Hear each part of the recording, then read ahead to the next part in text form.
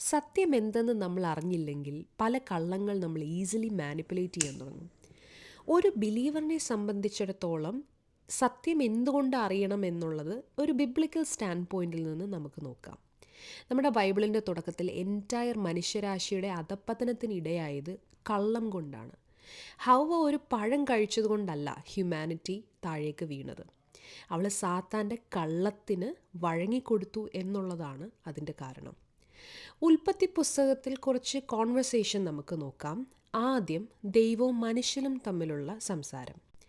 തോട്ടത്തിലെ സകല വൃക്ഷങ്ങളുടെയും ഫലം നിനക്ക് ഇഷ്ടം പോലെ തിന്നാം, എന്നാൽ നന്മ തിന്മകളെക്കുറിച്ചുള്ള അറിവിൻ്റെ വൃക്ഷത്തിൻ്റെ ഫലം തിന്നരുത്, തിന്നുന്ന നാൾ നീ മരിക്കും എന്ന് ദൈവം പറയുന്നു.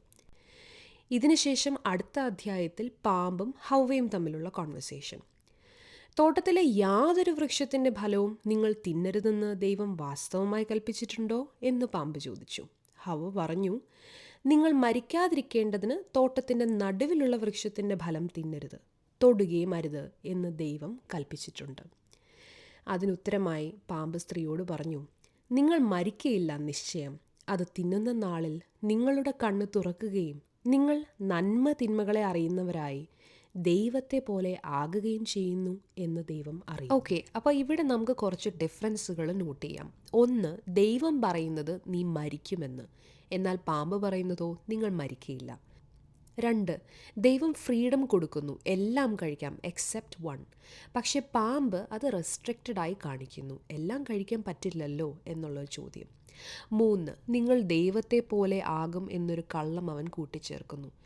അതുപോലെ ഹൗവയുടെ റിപ്ലൈ നമുക്ക് നോക്കാം. തൊടരുത് എന്നൊരു കാര്യം ദൈവം പറഞ്ഞിട്ടില്ല, പക്ഷെ അവൾ അത് ആഡ് ചെയ്യുന്നു. ഇവിടെ നിന്ന് നമ്മൾ എന്താ പഠിക്കുന്നത്? ദൈവവചനം കൃത്യമായി നമ്മൾ അറിയാത്തപ്പോൾ സാത്താൻ നമ്മുടെ മനസ്സിൽ സംശയങ്ങൾ വിതയ്ക്കും. അത് സാരമില്ല, കുഴപ്പമില്ല എന്നൊക്കെ പറഞ്ഞ് കള്ളങ്ങൾ നമ്മളെ പലപ്പോഴും തിന്മയിലേക്ക് നയിച്ച് നമ്മുടെ പേഴ്സണൽ ഡൗൺഫോളിലേക്ക് അത് കാരണമായി മാറും. So learn the scripture very clearly. എന്തെന്ന് മനസ്സിലാക്കുക. God bless you all and take care.